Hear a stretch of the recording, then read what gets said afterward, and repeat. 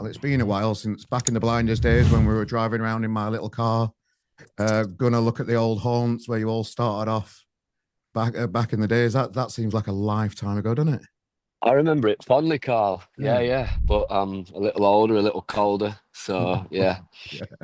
No, I hear that. I hear that. So yeah, so we've got a brand new band to talk about, a new project, a new passion to get involved with, and a new different way that you've gone within the music industry, which is absolutely can't wait to talk about it. Do you mind if we just have a little chit about the Blinders days? Yeah, I mean, I don't really think about it that much, but No. sure, we can, why not? Yeah. Let's talk about it. Well, I didn't want to talk. Obviously, think you've moved on from the band and things have changed, but I just wanted to kind of get just a little word from yourself, just about how it came to ending. Because the last time I saw some announcements by the Blinders is you were releasing a new album. It all went dark on the socials. That's always a sign that something's going to happen, and another album come out. So and then it kind of you announced that it weren't happening anymore. So just talk us a little bit about how that came to be, because I don't think there's a lot of information about it. I'm just curious, really, if that's all right.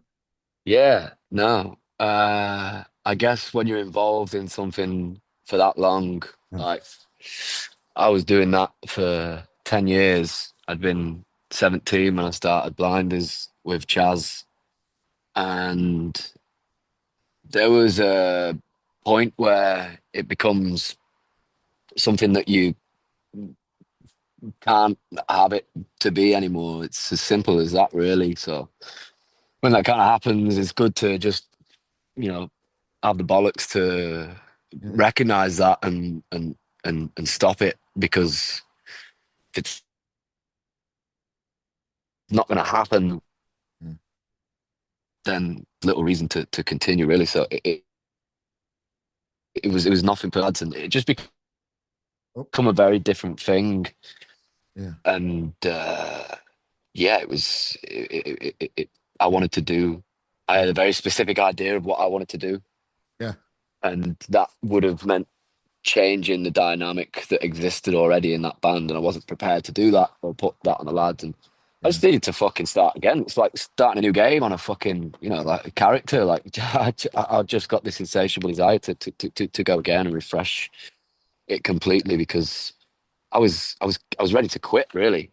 Uh, Music for good. I was ready to quit, and then uh, that's just a headspace thing, I was going through a lot of head changes, and Mm. uh, to accommodate for that, you have to do something radically different, and that's what White Horse was. So Yeah. Well, just as a fan of the band, and keeping in touch with you every now and again, and just having these little chats and stuff just through the years, it came as a bit of shock, and it must have been something that it can't have been in like an easy decision for you. it's like breaking up with a girlfriend. You know what I mean? But I'd kind of had it in my head that I was gonna be walking away from that, Yeah. or that we did in Los Angeles, which was wild, like spending 6 weeks out there, and blew every penny we got from the record label on making that. And I wouldn't, there's not many things that I would change in my life. I think that's a life not well lived if you're going to go about and Yeah. constantly, trying to change stuff and fix stuff. It was fine. I'd made peace with it. So it's cool.